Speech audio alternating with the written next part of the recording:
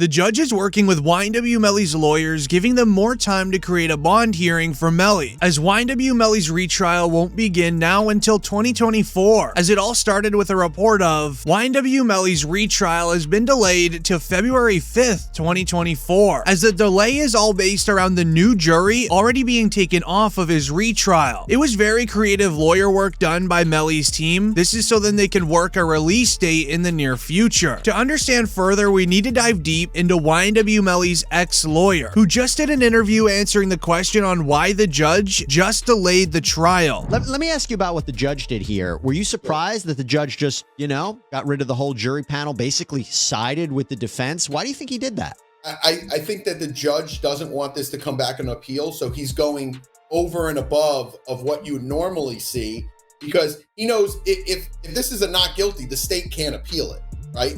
There's no appeal from the state.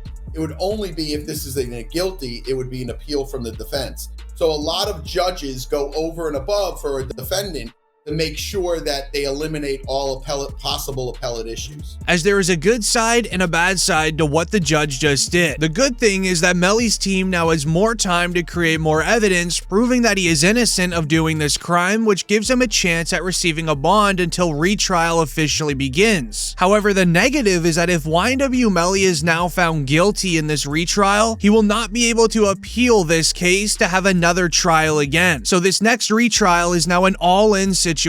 With the retrial now being delayed until 2024, Melly's lawyers are going to be working around a case dismissal due to Melly's rights being violated in the last few months. It was announced, and I quote, YNW Melly's lead attorney, Jamie Benjamin, filed a second motion to dismiss for government and prosecutor misconduct in violation of the defendant's due process rights with the Broward clerks on Wednesday, as YNW Melly has a high chance of release due to his rights being violated per the 14th Amendment. Have added Christine Bradley, the prosecutor herself, to the witness list, and 5 other attorneys from the state attorney's office who they say knew about this situation. That's 7 attorneys from the state attorney's office. Because of this, Melly's attorneys are saying keeping Christine Bradley and this state attorney's office on this case is not only a conflict of interest, it's actually a violation of Melly's right to due process, which is a part of the 14th Amendment. The prosecutors against YNW Melly are literally committing crimes against the Florida rapper. However, sadly, with the trial being delayed once again, YNW Juvy's family has now just created a lawsuit against Melly, where their lawyer would find new evidence to use against Melly, where the report reads, "This is the video we requested from prosecutors in the state of Florida versus Jamel Demons. We have the honor of representing the family of Christopher Thomas, aka YNW Juvie. YNW Melly's defense attorneys filed a motion for protective order to prevent me from obtaining this video. The video was on Melly's cell phone, and it was recorded a month after he allegedly got his 2 friends, Christopher Thomas and Anthony Williams. It doesn't show a man in mourning or even seeking answers for his lost friends, and it mocks them, if not takes credit for it through false expression. No regrets for the shit I did. That also mean for the nigga. Yeah. 4:30 a.m. Never say when. As when you mix this in with YNW Melly's newly added charges in the last 2 weeks, things get concerning, and let me explain. Due to YNW Bortland's recent actions, Melly is now having new charges put to his record. The state filing 6 new charges against Demons and 2 others who were allegedly involved. The charges include tampering with a witness, directing the activities of a criminal, solicitation or conspiracy to commit tampering, and unlawful use of a 2-way communication device.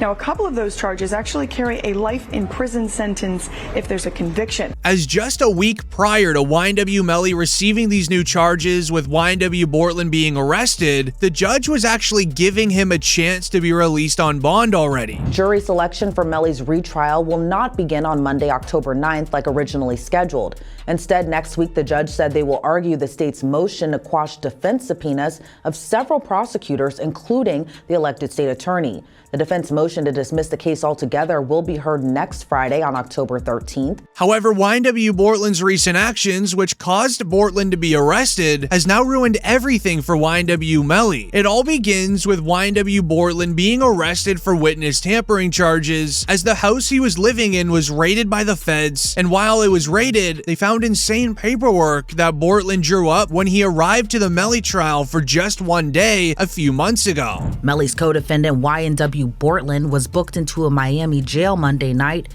and is being held behind bars on an out-of-county warrant. We just confirmed the warrant is out of Broward County for witness tampering. The warrant obtained by Law and Crime Network states as follows. On or about April 10, 2023, continuing through and including July 22, 2023, Cortland Henry, aka Bortland, along with others, did unlawfully and knowingly engage in misleading conduct toward another person with the intent to cause or induce them to withhold testimony. The warrant continues the alleged witness had been summoned by the legal process to the jury trial of Jamel Dimmons, aka YNW Melly. The dates in the warrant are important. Jury selection for Melly started in mid-April, and a judge declared a mistrial on July 22nd, the same day the warrant claims Bortland allegedly tampered with the witness. As it would be announced by Bryson Paul, here are the images of the alleged notes discovered during the home raid of YNW Bortland's home last week, as filed into the Broward clerks by the state, along with these photos here, where you could see that YNW Bortland drew on a piece of paper detailing where certain jurors were sitting, along with a description of what they looked like. To understand how serious this is and how big of a crime this truly is, here is DJ Academics' reaction. To keep it real, this is sloppy. Bortland, how the f you gonna have the notebook of the jurors in your house? Like, god damn. Holy shit. You know what I mean? Like, brother, like, come the f on. It's like doing a and having the surveillance tape in your DVD player or something like that. You know what I mean? Like, come on, bro. Like they raid your crib and the surveillance footage of the is in your DVD player. They be like, oh, okay, thank you, brother.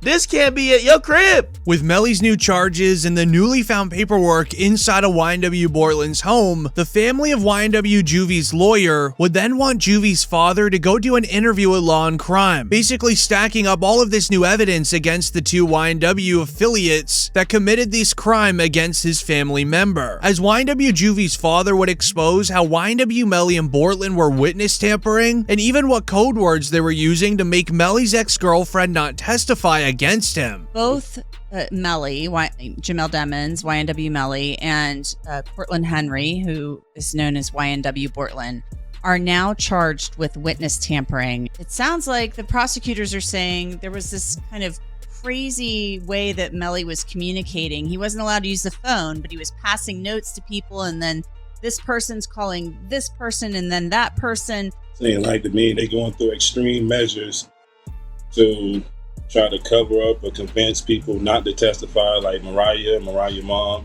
They was using code words like Rihanna and A$AP Rocky's baby mom. And as Juvie's father would then mention the last moment that he saw Christopher and how he was actually with YNW Melly and they were both laughing together, including on how the trial is now affecting him and his family as they got to do it all over again in 2024. Last time I spoke to Chris was like 2 days before the incident. Him and Melly FaceTimed me, and that's the last time I saw him. Last time I spoke to him was like that same week, man. It just hurt me to see that the love that he had for Melly to do that to him. I see if it was one of his enemies or somebody, he did something wrong or something, but the way it happened, how it happened, who did it, it just heartbreaking on both sides. All of this legal wrangling that's leading to a delay in the second trial. How are you? I'm taking it one day at a time.